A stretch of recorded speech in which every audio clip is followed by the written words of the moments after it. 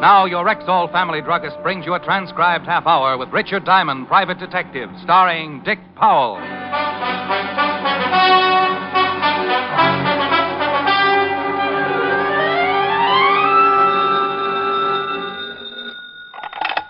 Diamond Detective Agency. With camels who know their detectives best, it's Diamond 2-1. Ricky? I won't admit a thing. Last person who called me Ricky sold me stock in a bubblegum factory. Whole deal blew right up in my face. Ricky, this is Pat. I'm in trouble. Bad trouble. Somebody steal your last name? This is Pat Stens. Pat Stens, an old friend of several years' standing. Blonde, attractive, and the owner of a plan to eliminate cranium luster. To the aging juveniles of the world's biggest city, she might easily be called the mother protector of hairlines. In other words, like the sign says on the front of her uptown salon, she grows hair. You've just got to come down to the place. Honey, I've graduated. You told me so yourself. Another treatment, and I'll be wearing a snood. Ricky, I'm on the level. I'm in trouble. Something's happened to one of my customers. What's the matter? Did he sprout feathers? Well, almost. He sprouted wings. He's dead. Now, phone games with Pat weren't a hobby. She might kid a customer about the condition of his scalp, but when she called me to say she had a corpse on her hands, I knew she hadn't been sampling her hair tonic. I told her I'd be right down, call Helen, broke my date, locked the office, set a few traps for impatient clients, and 15 minutes later I was in Pat's office talking to a pretty frightened little blonde. Oh, Rick, I just don't know what to do. Oh, now, honey, first calm down. Now, who's dead and where? A man named Wiley. John Wiley's on the vibrating table. Why didn't you call a doctor or the police? Because I think he's been murdered. Murdered? Looks like his neck's been broken. I didn't know what to do. I was afraid of calling the police. Well, baby, if one of your customers got his neck broken in here, you're going to get mixed up with the law sooner or later anyway. The publicity will ruin my business. Honey, murder always ruins something. You got any idea who might have done it? No. Well, who was in the place when you discovered the body? My usual 3 girls and 2 customers. Anybody leave or come in? No. How many people know about it? Just the girls. Neither one of the customers. Oh. Well, first we lock your front door. I don't want anyone to leave. Then we'll take a look at the dead man and find out if his neck really is broken. If it is, we call homicide. We locked the front door, and Pat let me down a hall with booths on either side. In 2 of the booths, I spotted the customers relaxing as girls in white uniforms worked on their receding foreheads. At the end of the hall, we stopped at another booth, enclosed by a white curtain. In there, Rick. Okay. The vibrating table was centered in the middle of the room, an enclosure about 6 by 14 feet. The table was built at an angle so that when a patient climbed up and stretched out on his back, his feet were elevated a good 16 inches above his head. The angle and the vibration increased the flow of blood to the scalp, and under normal conditions, it's considered very healthy. But the man lying on the table now wasn't getting the full benefit of the treatment. His shoulders extended over the end of the table, leaving his head hanging down at a grotesque angle, rolling from side to side with the monotonous rhythm of the vibrations. Oh, Rick. Not very pretty, huh? I forgot to turn the table off. I think I'm going to faint. Just take it easy. Was I right? You had to be. A circus rubber man would need vulcanizing if he turned his head that far. Busted neck, all right. Guess we better call the police. Can you keep the customers out of here? What if one of them gets inquisitive? Tell them the table's out of order. I'm going to call homicide and tell them Mr. John Wiley's in the same condition. As frightened as she was, Pat played it pretty well. She tipped off the girls and started swapping jokes with her balding clients to keep them happy. I went in the office, put in a fast call to the 5th Precinct Homicide, and 10 minutes later, Lieutenant Walt Levinson and Otis, his trained anthropoid, were looking at the late John Wiley. Sure looks like murder. I guess it would be better if he had a knife in his chest with a sign on it. Who was in the place when it happened? Pat, 3 girls, 2 customers, and a dozen assorted gay gypsies. Oh, for Pete's sake. Pete has an alibi. What was the dead man doing on the table, anyway? Trying to grow hair. Oh, that's silly. Who ever heard of anybody growing hair on a table? Sergeant Loveloon. Well, I thought it was pretty funny. Go out and round up everybody in the place and take them into the office. Then call the precinct and get the coroner down here. Then, if you're a good little boy, you can go out and play in the traffic. Well, a murder's a mess any way you look at it. A man lying on a table with his neck broken. 4 women and 2 men, the only ones around when it happened. Bad publicity for a nice little working gal named Pat Stens. But you can't hide it when it happens. Someone gets killed, someone gets hunted. And everybody concerned gets mixed up in it. Walt herded everyone into the office, and the questioning started. The men were very unhappy. That bad publicity, it couldn't be helped. Mr. Robert Wells, songwriter. Look, I don't know anything about it. I never saw the man before. Surely you can't possibly suspect me. Why in the world would I want to kill him? It's ridiculous. And the other, Mr. Jacob Green, jeweler. Oh, my goodness, my head is still wet. John Wiley? I never saw him before in my life. Not in my whole life. Hey, Pat, get me another towel, will you? Kill him? For why? I got a mother-in-law. First things come first. Yes. Now, you see? You see? My debt I'll catch from Jersey. Two prosperous men, 2 prosperous denials. The girls came next. 3 girls who worked for Pat. First, Mary Carroll, the girl who had worked on John Wiley. The one who had helped him up on the table and massaged his neck and forehead for 5 minutes. Sure, I put him on the table, but I left him like always. We let them lie in there and relax for about 10 minutes, don't we, Pat? That's right, Lieutenant. That's the way it works. Mary left him and went over to start on Mr. Wells. That's right, Lieutenant. She did. Mary's a pretty strong girl, isn't she, Mr. Wells? Yeah, she could break. Break your neck? Oh, now, wait a minute, Lieutenant. You think she could, Mr. Wells? She's pretty strong, I guess, but she wouldn't do that. Any one of us could have gone in that back booth at one time or another, Lieutenant. You found him, didn't you, Miss Stens? Yes. Do you usually go back to see how your customers are? Sometimes. Sometimes they go to sleep and the girl who left them's too busy with someone else, so I wake them up. Next girl, Lillian Wooster. Yes, I went back by that booth several times. Why? Once to make Mr. Green some coffee. You're black and strong. She brung it to me. And the other times? Once to get some hair formula, later to get a clean comb. A clean comb for him? Don't laugh. I got a few left. Look, up here on top, you see? You're fairly new here, aren't you, Lillian? 3 weeks. How'd you know that, Rick? Well, I completed my treatments last month. Lillian wasn't here then. You mean you? Now. People laugh at psychiatrists, too, Walt, and some of them end up playing canasta with Lady Macbeth. We were rejuvenating his spit curls. Thank you, Patricia Stens. They've been spitting better than ever. All right. You're the last girl. What's your name? Nancy Cummings, Lieutenant. The last girl in her story was no different than the others. Yes, she had left her customer and walked down the hall past the last booth. No, she had not slipped in and popped Mr. John Wiley's neck while he lay resting. The coroner arrived, and the whole party went down to the precinct to sign formal statements. They were then all released and sent home, pending further investigation. I took Pat home to her apartment. Don't you drink, Rick? Oh, yeah, sure. Water? Mm-hmm. You didn't kill him, did you, Pat? Don't be silly. He was growing hair. Kill off my advertising? Here. Thanks. You got any ideas, Rick? No. How long has John Wiley been coming to the shop? Oh, about 6 months. What do you know about him? Not much. He was a wolf. By your standards or Kenzie's?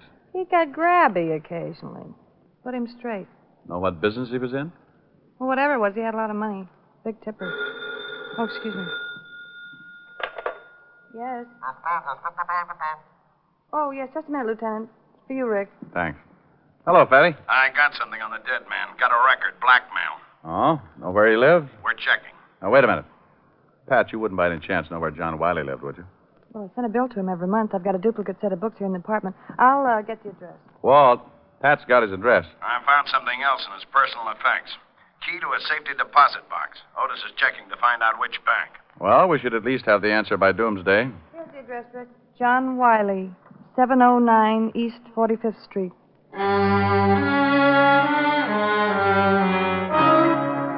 I told Walt I'd meet him at Wiley's place, downed my drink, gave Pat a pat, and a half hour later we were tearing Mr. John Wiley's apartment to pieces. Nothing. No? Well, I at least turned up a kazoo, grab a comb and some tissue paper. We'll do a fast course of Swanee. Hi. No tissue paper? Now, here's a date calendar. Good. Maybe we've been working on a holiday. Here's a name, Nancy. That comes after April, doesn't it? Same name on some of the other pages here. The 28th, Nancy, 6 o'clock. Again on the 22nd, Nancy, 8 o'clock. Again on the 18th and the 12th. Hey, one of the girls who works at Pat's is named Nancy. Yeah, I know it. Well, do you think we should go over and see her, or sit down around a card table, hold hands, and make her pop out of the wall? You know, someday I'm going to get very mad at you, Rick. Only when you find somebody prettier. Come on, Grouchy, let's go over and see Nancy Cummings.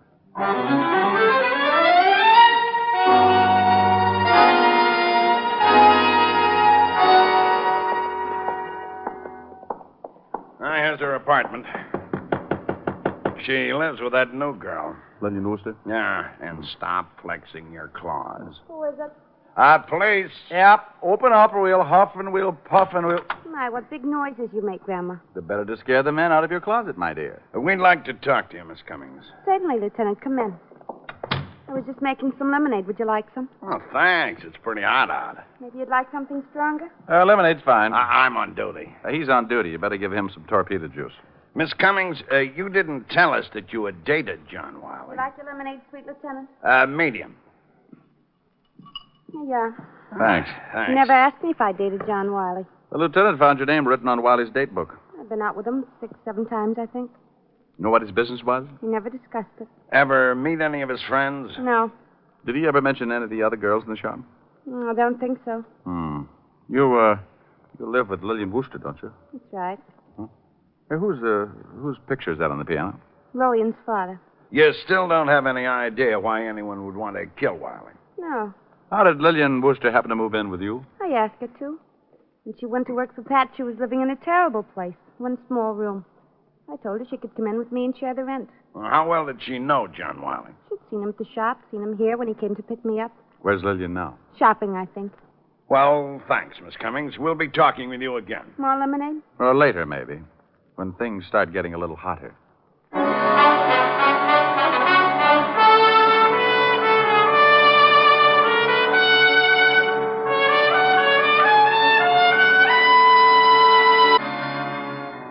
3 in the afternoon, out of Nancy's cool apartment and down in the blistering street. The thermometer crowding 90 and the humidity sticking to us like a steaming blanket.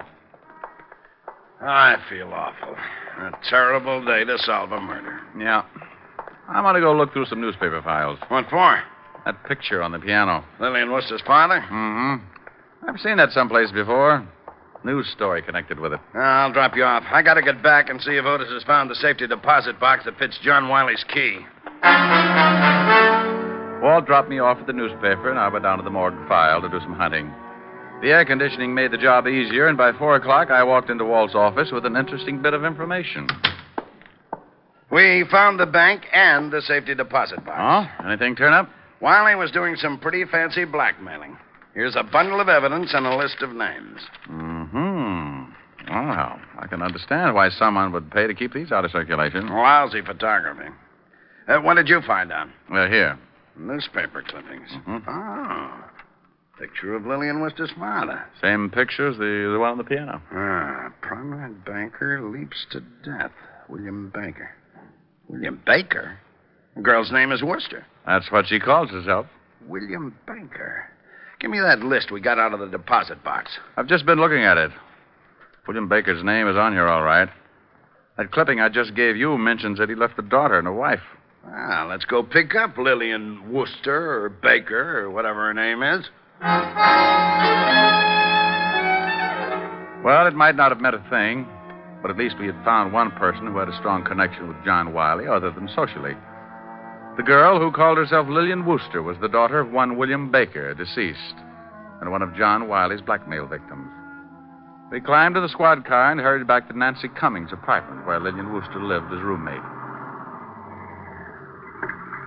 Let's go. Hey, wait a minute. What's wrong? Hold it.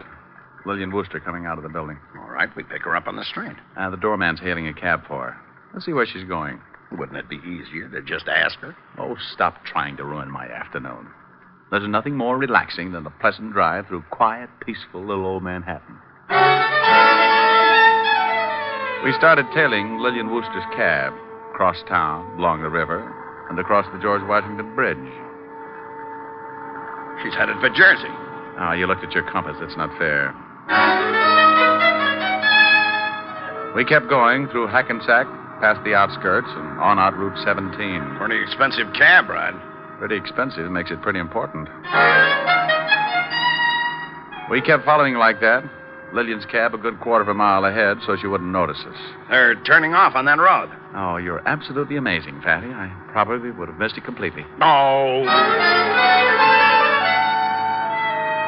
We took the road to the right off the highway and spotted the cab up ahead, pulling into the entrance of a large white building. The sign over the tall iron gate read Woodview Sanitarium. She's getting out of the cab and going in. Wait till she gets inside. Then let's go up there and find out who Lillian Wooster's visiting in the Woodview Sanitarium.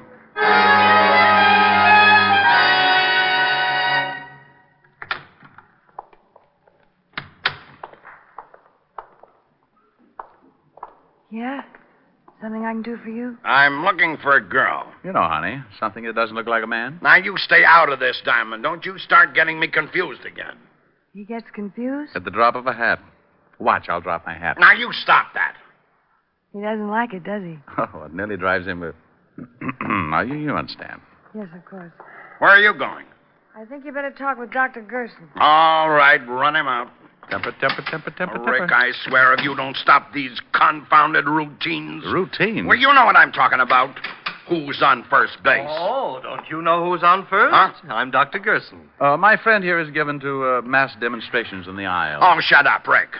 I'm Lieutenant Levinson. I'll bet you're with the cavalry. You get wise with me, Mac, and I'll bust you one. Extreme persecution complex ever since Uncle Julius took away his mandolin. Well, we have some lovely mandolins here, Lieutenant. I am Lieutenant Levinson, New York Police. Now. It's more fun in the cavalry. Maybe you'd think it was more fun in a cell. Well, it's wonderful. We have some very nice ones. Let me show you. Now, listen, I am Lieutenant Levinson, New York Police, 5th Precinct Homicide. And if you don't lay off this foolishness, so help me, I'll tear you limb from limb.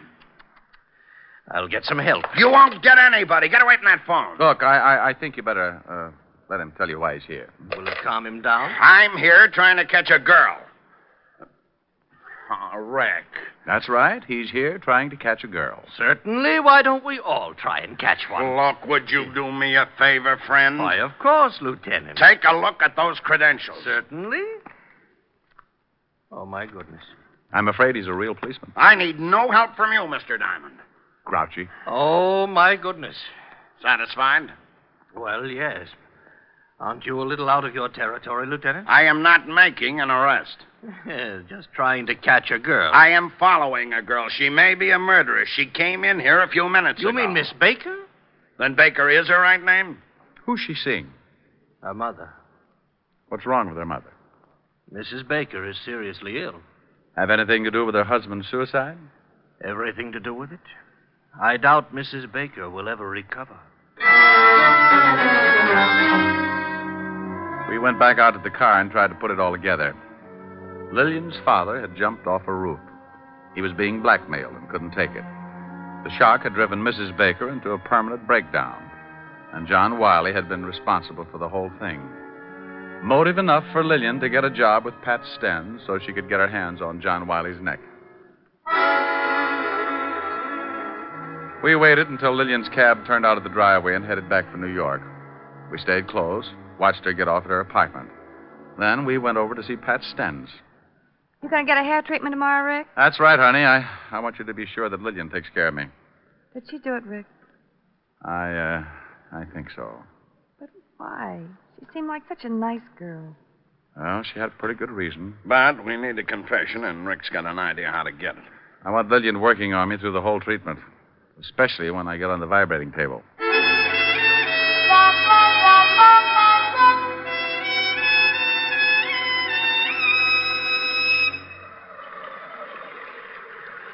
Your scalp looks pretty good, Mr. Diamond. Oh, it's been itching a little. Losing any? Some. Hi. Oh, hello, Pat. His hair looks pretty good, Miss Stens. Let's see. Use both solutions. Okay. I'll see you later, Rick. Nice girl, Pat. Very nice. Have you found out anything about Mr. Wiley's death? Oh, the police have gone to few R&Ds. The lieutenant went to see her roommate. Nancy told me. I hope you don't suspect her. She rather liked Mr. Wiley. She wouldn't have any reason to kill him. All right. Let's go down to the other booth. Huh? You mean you're going to stick me on that vibrating table? Not if you don't want to. Well, full treatment. That's what I came here for. Let's go. You don't mind going in there, do you? No, why should I? Oh, some people are funny about rooms where a murder's been committed. It doesn't bother me, Mr. Diamond. Give him a good rub and let him relax for about 10 minutes, Lillian. Yes, Miss Ince. All right, up on your back. Slide down a little, please. All right, yeah. That's good. What did you do before you went to work for Pat, Lillian? Oh, not much. Went to school. Finally decided to look for a job and found this one. Ever study this sort of thing? No, there's really not much to it. Pat shows us how to wash, apply the formulas, and rub the neck and shoulders. And all you need is a strong pair of arms, huh? I guess so. Your family live in New York? No. Oh. I noticed the picture of your father on Nancy's piano. A fine-looking man. He's dead now. Sorry. So am I. Mother still living? No. Oh. I'm sorry. Am I rubbing too hard? It's okay. Well, you've got the strength for the job. Did the police find out anything about Mr. Wiley? Yeah, he was a blackmailer. Ouch. Oh, I'm terribly sorry.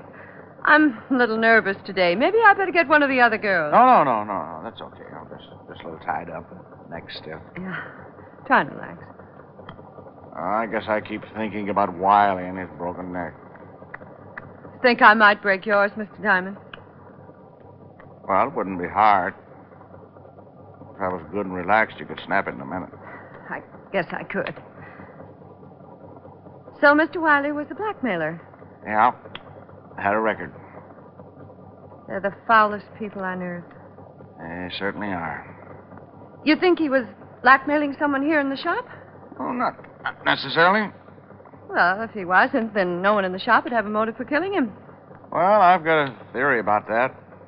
I think someone in the shop hated him so much they waited until no one was looking and the girl was out of this booth. And they slipped in on him and twisted his neck until it broke. Why would they hate him that much if he wasn't blackmailing them? Oh, somebody else he might have blackmailed. Someone very close and dear to the killer. Maybe the person Wiley was blackmailing couldn't stand it and committed suicide. Interesting theory. Take your family, for instance. Ouch. I'm sorry. You aren't relaxing. Supposing Wiley was blackmailing a member of your family, your father, for instance. I can't rub your neck unless you relax more. Maybe your father couldn't take him. Maybe he couldn't pay him anymore, and instead of disgracing his family, he committed suicide. Just turn your head a little to the side, Mr. Diamond. Better? Much. Well, if that happened to my family, Mr. Diamond, I guess I'd kill Mr. Wiley and not mind it a bit. Think of the shock. I even put the wife in a sanitarium. It probably would. How did your father die, Lillian? He jumped off the roof. Now, if you'll turn your head a little more, I'll try to pop your vertebra. We followed you out to Jersey yesterday, Lillian. I'm going to adjust your neck, Mr. Diamond. It's better if you relax so it won't hurt. Well, if you wanted to, you could pop it anyway. I couldn't stop you in time. I don't guess you could. There. Now the other side. No. Did you kill John Wiley? Yes. Relax. All right, Mr. Diamond. Let's go down to the police station.